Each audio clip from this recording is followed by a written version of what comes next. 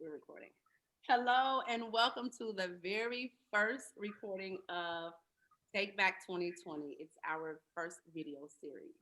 And I really wanted to bring some of my good friends together who are actually city officials to come and share just a little bit from a personal perspective about how 2020 has been for them and their families. And then I want us to end on a note of what are your thoughts and your hopes for your personal families for 2021 and for your constituents? Is that cool? Sure. We're just friends Yes. talking, so I will allow you the floor right away so you can introduce yourselves. Um, I'm going to save my friend who I have known for the longest for the last. So, Deb, if you will. So 20 years doesn't count. It has to be longer. It's so funny because nowadays you don't have 20-year friendships. So the fact that I have one even longer is very precious. um, right. So I'm Deb Feinen. I'm the mayor in Champaign, but Sally and I have known each other. I'm trying to remember if Jaleesa and Carly were born or if it was before they were born, but right around that time. It's around 2003. Yeah, somewhere in there. So they were little. Little. Uh, over the years, we've lost touch and regained touch, but what always stands out to me is no matter when we saw each other or where we saw each other, it was like we'd never been apart. There was a connection there. You gather people around you. You're a connector. You're somebody who people love to know, and who, your relationships with you bring joy. And of course, I would do anything for you. I know that you would do anything for me. And, it's been great to watch the progression of your and your family's life, from where you were in 2003 to where you are now. Um, but I just, I thank you for being a constant, and, always trying to see the good in what's going on in the community. Thank you, Deb. I think you hit the nail on the head when you talked about the people that are around me. I think that is really important. I could not maintain this posture if I didn't have people around me who were in some ways like-minded. Who Yeah. have the ability to see that there is some kind of light at the end of the tunnel, but we have to keep going through the tunnel to get to the light. Right. Thank you so much for being here. I appreciate you. And the Mr. Drum roll, you are. Yes, well, I am excited to be here today with both of you. And my name is Mayor Bruce Teague. I'm from Iowa City. And I am excited, one, because this is an opportunity to reflect on 2020 and also talk about hopes for 2021. And I am all about being optimistic and bringing some joy to people. And even 2020 has joy that I'm going to share. So I'm excited for this. Thank you for pulling this together, Mrs. Carter. And I'm excited. I'm ready to go. Okay, so we're going to kick it off like this. So Bruce talks about how he's excited to spread joy. He's always been like this, and he is an example of how I have to have positive people around me, even when I don't want it. So I'm going to tell the favorite story. Bruce and we went to high school together. So we met in 1990. Don't do the math. And he's one of my best friends since high school. And I was always, if you can only try to imagine, very animated and dramatic, very loud, very To say the least. But I was also very daring, and I was an advocate and didn't even realize that that's what that was. I was always about social justice and what's right and that's not fair, fighting for the people. And there was one time something was going on, I don't even remember what, but the police got involved. We were at school, at the bus stop. I mean, we went to Lane Tech High School, and it was always at the end of the day some action going on. And for whatever reason, Bruce may remember, the police were telling us to get back and be quiet. So Bruce and all of our other friends shut up and and was quiet and got back. I was like, you don't tell us. okay, we gonna put your butt in the back of the squad car. And I'm like, I'm not. And Bruce, and I'm thinking my boys and my girls got my back. Bruce is back, all the way back laughing. I laugh a lot. He laughed. And I'm like, it's not funny. It's not funny. And he laughed. Bruce has the gift of finding laughter in everything. And even when people like myself are around him, screaming mad, he laughs. So that's such a gift that I can appreciate now that I could not years ago. Well, I think it has a lot to do with when you talk about taking back 2020, it has to do with the outlook. And so if your outlook is that 2020 was, dreary because of the negative effects of COVID, and you don't pull in any of the positive opportunities that COVID brought to families having more time together, and actually expressing love for one another through wearing a mask that's respectful is actually an act of kindness that Christ asks us to do. So I'm excited because Take Back 2020 is just a part of what we've been doing throughout our life, is just looking at it from a different light. Yeah. Deb, what about you? I know Deb and I were able to get together during this crazy pandemic. And socially distanced and outside. I didn't say what part of the pandemic. Through the part now. During this time, we've had some conversations and just about life. And while you serve the public, you are still people. You're people first. Deb, you are a wife, a mother, a sister, a daughter, all the things that the people you serve are. But personally, I think as a constituent, we forget that you are all the things first. And we think about all the things we're going through and we run to you all to solve all our problems. And we don't think that you are going through the very same things. And perhaps we should lend some kindness and understanding to you as well. What are your thoughts on that? Actually, I would say that I have seen that throughout 2020. In Champaign, our emergency order was entered in early March. We did an emergency order actually before the governor entered his full stay-at-home order. And as you may remember, Sally, and even Bruce, because Bruce and I talked early on because you connected us, there was just a firestorm around our emergency order. In particular, there were gun-related issues where people thought because the emergency order, which contains statutory language and talked about taking property and shutting off power and things really, I think, more related to tornadoes. If a tornado goes through, you got to manage those kinds of things. But the language was statutory, and it was a firestorm. It was Donald Trump Jr. was tweeting about the mayor of the city of Champaign. So that gives you some perspective about, what was going on. And what I found through that was that our local people, the people who knew me, that knew this community, that trusted that we were trying to do the right thing to help people in this community stay healthy and stay safe, had my back. Were calling me, they were texting me.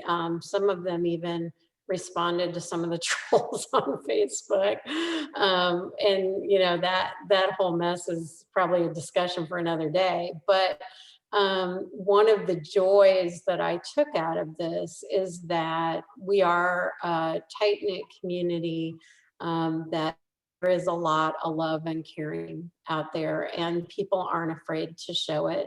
And to stand by you. And so that I appreciated that very much. Absolutely. I have to.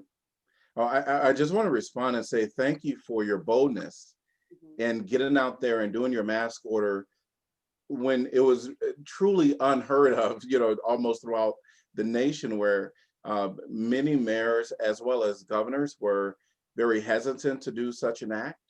And I called you, and I remember just uh, trying to say, what are you doing? How do you do this? And what is the response? And I know that what you just mentioned, there's positives and negatives, right, that come from the public. But your boldness, I really appreciate it because it allowed me to really navigate our city and all the voices that were coming. I did a mask order here, a mandatory mask order, and there were, when I compare the voices that were in opposition, there were very few. Many people were in full support, and it was an act that we as a community could all join in. And Mhm. so thank you for your boldness because it actually allowed me to do something very bold. Well, I'm glad. I'm very glad. It takes boldness, right, to be a leader and to move people forward. Um, with Take Back 2020, I want to ask you both, what is it that you would like to take back that if you sit and think about it, or if you have even, you feel like, you know what, I had planned to do, but because of 2020, I wasn't able to do, or I had planned to, whatever it is, whatever your Take Back 2020. Have you given that some thought?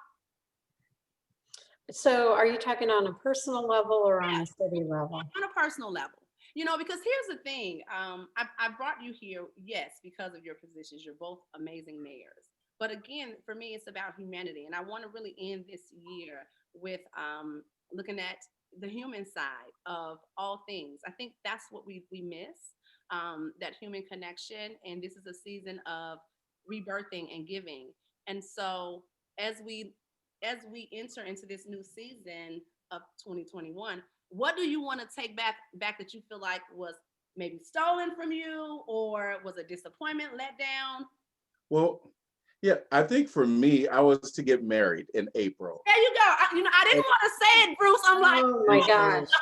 and and so that was the one thing I was really excited about. We put a lot of energy into it.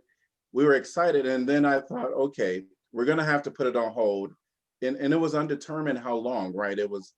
We were in April. The pandemic just hit our state in March 9th, I believe. And so we were trying to figure out, okay, we know we can't have the celebration in April. Do we wait till July? Because at that point we thought, 2 months, 3 months it'd be over. And so we thought, why don't we just wait and not set another date? And so here we are now in December without a date. And so that's the one thing that I wish we had the opportunity to have done in 2020. But I think when I look at what was the lesson um, that came from this. So because of shutting down, throughout the entire nation, I'm home more. I'm not running out to meetings, and although I'm on a lot of Zoom meetings like I am today, but my time with my spouse and my partner is here at the house much more than previous in 2019. So then I think the one thing that I learned, because I was like worried, like, okay, how are we going to survive this COVID pandemic at home together, like 24/7? We really did well. And so it really did let me know that this is my life partner and that we can get through anything together. So even though we really want the ceremony and all of the people together, it will happen. It's just going to be a while. beautiful, beautiful. Deb, what about you? What do you want to take back? Well, for me, it's family loss really, and it has to do with, I have a senior, well, had a senior in high school, so she missed many of those last moments that you have your senior year, including an official graduation. Although we did do that via, TV and video, and then, starting college in the middle of this, and that was hard. I would say the silver linings were things like watching graduation via video, allowed us to sit with our graduate and talk about the other students. And talk about, I don't mean negatively. It was, that's my friend who, plays in the band with me. This is the kid who's going to this school. And we were able to really learn more about each of the kids and really listen to what they were reading about each child. And well, not child, they're 18. And so it was kind of fun. And we were able to have people who might not have been able to participate. We could send out the link and they could watch it. And then, going to college it's been a very interesting freshman year. And actually she is home now, post Thanksgiving, finishing her semester. Hopefully we'll be back next year. But as I look toward, what will be nice about a vaccine and a little bit more normalcy, for both of my kids. My younger started a new school as well, and getting to know kids via Zoom, or getting to even really connect with your teachers via Zoom when it's a whole new group of people, just tough.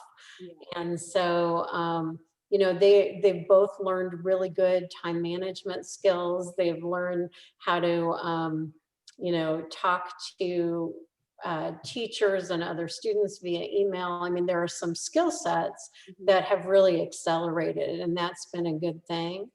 But I'd be ready for it to be over, for sure.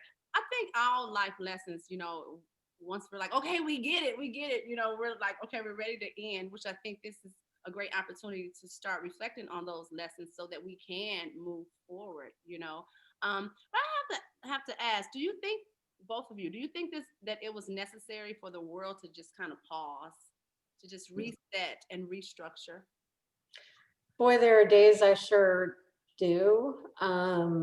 Particularly in the beginning, I don't know if you saw, but I've got kids who are very interested in environmental issues, and they would, show me the pictures of, New York City, where you could see for miles, where, or LA in particular, with the smog gone. And it, for the environment, there was a huge reset, and I think continues to be, just because our carbon footprint has been diminished. For me personally, the things Bruce mentioned, the spending more time at home. As a mayor, you are really on a schedule that pushes the limits of your family.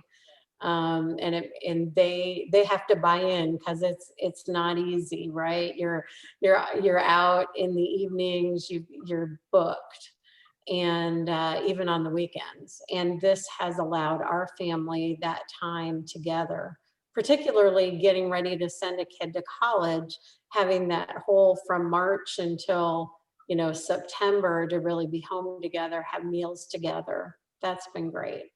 Absolutely. Bruce?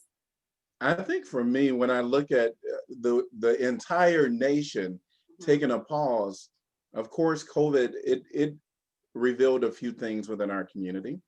But when I look at Black Lives Matter movement and what all took place throughout the nation, that pause really did allow for the world to not only see the murder of George Floyd, I mean, actually see the murder of George Floyd. Yeah. But to then respond to it, because as the mayor just finished talking about, when we're in our normal everyday life, we're so busy. That's right. Like, there's something that pops on the news, it'll captivate us for a day or two, and then we're back into the busyness of our lives. But with COVID, we had time to pause. And so I believe that pause, at least for our community and our city, it really allowed our counselors to sit back and say, what do we want? And also the community came out and told us what they wanted. And so we actually had a 17-point resolution where we're working on 17 things within our community. I'll highlight a few. We are looking at restructuring our Iowa City Police Department. We have actually named 9 people to be on a commission. It's the Truth and Reconciliation Commission. And so, and another thing, we just had I'm blanking on the name, That's, but the holiday that is uh, June 19th, of course. oh, Juneteenth. Yeah, we now have Juneteenth.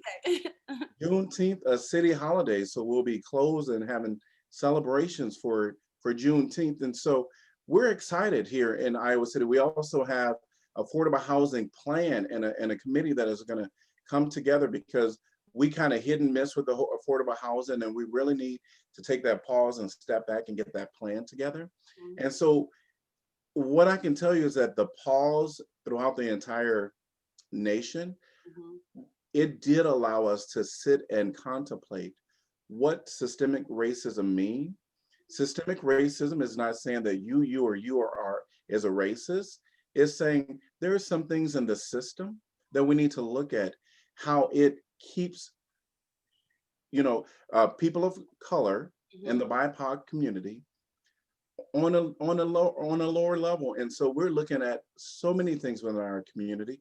We have the racial equity toolkit. And so I think the pause for us, it Mhm. really allowed our counselors and people within our community to talk about who we want to move forward as a community. And And so talk I'm about very bold excited. I'm sorry, talk about bold leadership because while the world sat in our living rooms and watched the things that have been topics of discussion and reform, for forever, um, how do we not go back?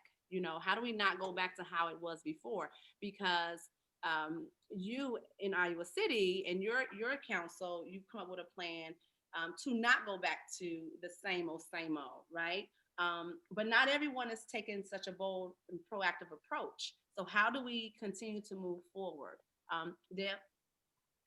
Well, I think we've been a lot slower. We are still, we started police citizen listening sessions. So we've had many of those where the community had an opportunity to come talk to the city about, well, by Zoom, Mhm. about what they would like to see in reform. We are following those with what we're our study circles. So they're more, the listening sessions were really, you have 5 minutes to speak and tell us what you want to tell us. But the study circles are an opportunity for more of a community conversation. It would be much better in person without a doubt, but it's an opportunity to have small groups discussions about change in the community. And from that, then there will be reforms that are proposed. Looks like I need to look at some of what Iowa City is doing because it sounds like you're moving really well, and that's great. To share resources, when you were, you blazed the trail in the beginning and Bruce got on the phone with you. And so it's about sharing resources so we don't have to, continue to repeat. Um, One, one thing I might just add is I think the most important thing about the entire George Floyd and where we are as a nation now is that people are having the conversation. In 2018, my niece was a sophomore at high school, and she said, and there was an event that happened that was very overt racist act by one of the children, and it was all over social media. And as we were talking about it, she said, everybody knows that it exists, but nobody talks about it. And so, and I know even me being a person of color, a Black man, it was hard to talk about race on a city level, absolutely, but it was an uncomfortable situation, an uncomfortable conversation. And so that when my niece told me that, I was like, oh my God, all the children at our high school, they avoid the topic, but they knew that there were some inequities happening, and George Floyd, and it just allowed the conversations to happen. So I'm happy that we're having the conversation. yeah. Yeah. And hopefully it'll open dialogue. And I think right now people are tired of being uncomfortable, and I think people are like, okay, can we just have a break? And I get that. I get that. But again, we don't want to become complicit and just, okay, we heard it, we saw it, but can we just move on to happy, happy, joy, joy? Seriously, yeah. People get tired of wanting to feel like they have to be a part of fixing an issue that may not affect them directly. And I think that becomes dangerous. But again, we're taking back 2020. Yes. Yes, absolutely. And being intentional, right? Because it's easy to go back down the path that's most comfortable. Yeah. So, what is Absolutely. it you want to see as you enter into 2021? Um, I've been with this Take Back 2020 challenge. Of course, it causes a lot of reflection. And let me just say this: today's fruit of the day is patience. And I realized I'm like, oh yeah, I'm a patient person, because I have to wait on a lot of things. I endure a lot of things, but by definition, it's enduring or waiting on a thing without getting angry, without getting frustrated. And I thought, I need to work on that. So in this season and moving forward into 2021, I want to learn to be more patient. I want to learn to wait on things without the extra emotions, without the extra, um, again, the anger that won't help, right? Well, I think you're talking about, what we're hopeful in 2021, and with the vaccine coming out, patience is going to be a virtue that You are many of us such a mayor. You are such a we have to have. And so what I would ask is patience, but really the word grace towards the process, Yes. and who's going to be at the front of before you throughout this entire time. The other thing that I'm hopeful for is my wedding. So we're thinking, possibly next fall, but of course that's going to depend on how things pan out here. Other than that, I'm just very grateful that we're near the end of 2020. And of course, like with every new year, people make, proclamations of what they're going to do with the new year. And I'm just hopeful that patience, because it sounds like that's where I need to be as well with Really? some of the things. Really, Bruce? Yeah, yes, because um, there's so many things that we want to get, that I personally want to get done in my personal life, as well as city life. And I was just asked, when I first got elected, I talked about the city moving too slow with making decisions. And after being on that side of the table, I realized it takes that sometimes because there's a lot of elements to it. Yeah, And so is that patience, and is also granting grace to others. that's good. Deb, how do you feel you handle the deal when it comes to patience? Do you feel like you're a pretty patient person? No. Well, because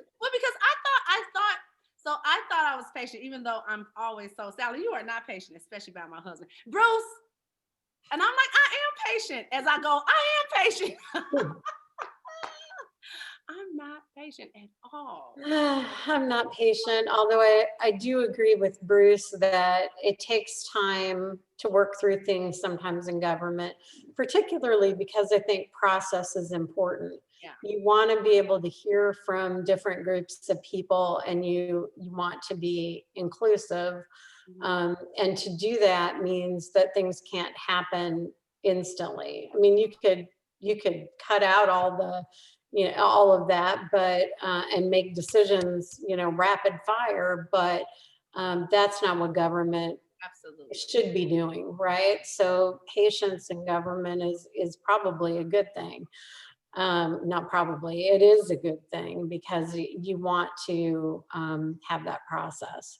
Um, I think, for me, a couple of things relating to patience. I think everybody seems to think there is going to be this magic switch that on New Year's Eve, when we go from 2020 to 2021, okay, that terrible year is over. I'm going to wake up like, whatever, Bob Newhart, and, I'm going to be living someplace else or whatever. That's probably a reference nobody but me gets. But at any rate, I think that, we're going to have to be patient. Things are not going to change just because we flip the switch into 2021. I think that we are going to have to continue to figure out creative ways to help our local small businesses and the people that they employ. That is, increasingly a concern. And I know Bruce, probably like I, continue to, be part of U.S. Conference of Mayors and lobby on a national level for money and relief for those folks, because it really is a bigger problem than an individual city can address. We really need some financial help from the federal government for those areas that are most hard hit. And we're just going to have to be patient as this year continues to roll out. I would also say, though, when I think about taking back 2020, I think about really thinking about the pieces, the joyful things, right? So the walks in the woods that I had with my family that I wouldn't have taken the time for, right? You know, early on, even if it's just sitting on the couch and binge watching with your kids, it's the ability to share some of those experiences, to have gone through what we've all gone through together as a community and as a world, and to come through it having learned some lessons. I think people are going to reprioritize their lives. I don't know that anybody is going to want to be busy in the same ways that they were before all of this started, right? We've all learned that we want to reprioritize that, and that's a good thing. I'm sorry. And No, you're good. need to go back to how it was. Our time is already up. I can't believe it. I want to thank you both for joining me on my very first Take Back 2020 series. Today's fruit of the spirit is patience, and so you two continue to exhibit patience, and you represent your cities well. I want to say I don't live in either of your cities, so you're not doing this for a vote. You're my friends. I respect what you do. I honor you. I thank you for all that you do for your cities. I thank you for being a constant in my life. And I pray many blessings over you and your household and your entire family. Thank you so much for all that you do. Thank you. And thanks for all that you do. I love you. Thank Love you. you. We'll talk soon. Thank you. Bye-bye. Bye-bye. Bye.